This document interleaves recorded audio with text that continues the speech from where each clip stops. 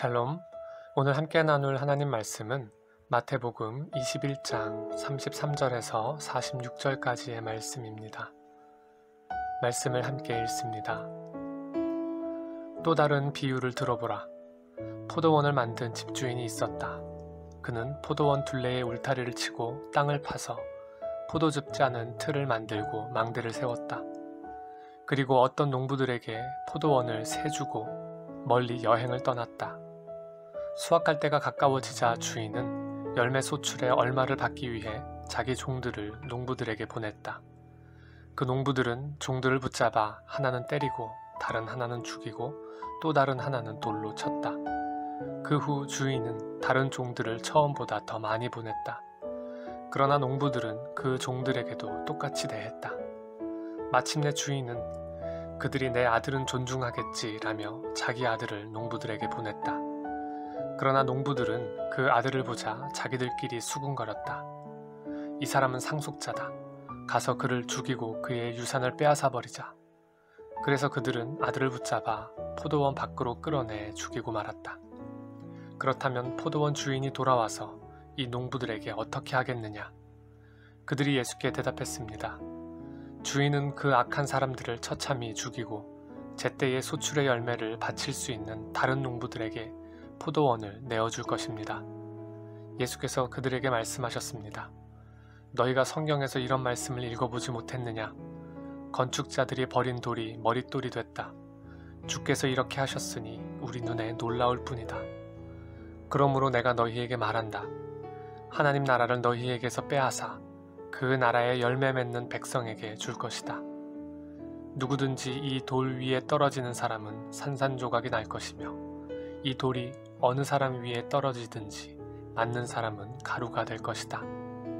대제사장들과 바리새파 사람들은 예수의 비유를 듣고서 그것이 자기들을 가리켜 하시는 말씀인 줄을 알아차렸습니다. 그들은 예수를 체포하고 싶었지만 백성들이 두려웠습니다. 사람들이 예수를 예언자로 여기고 있었기 때문입니다. 아멘.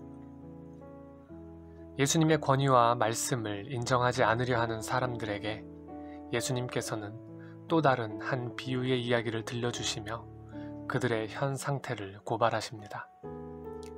예수님께서 들려주신 이야기 속 어떤 농부들은 바로 그들을 가리키는 것이었습니다. 농부들은 포도원 주인이 보낸 종들을 때리고 죽이고 돌로 쳤습니다. 이후 주인은 더 많은 종들을 보냈지만 그들은 그 종들 역시 똑같이 대했습니다. 주인은 아들은 어찌하지 못할 거라 생각하며 자기의 아들을 보냈습니다. 그러나 그들은 오히려 포도원을 차지하려는 욕심으로 그 아들을 죽이기까지 했습니다.